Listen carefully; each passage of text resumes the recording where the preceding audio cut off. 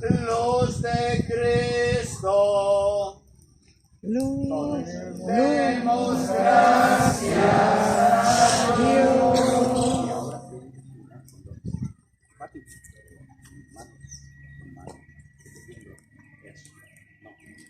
Una persona agarra cirio y otra persona protege la llama.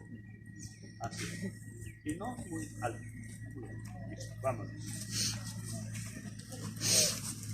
Primero el cirio pascual. Después nosotros. Por razones prácticas, poco a poco podemos encender nuestra velita para no amontonar.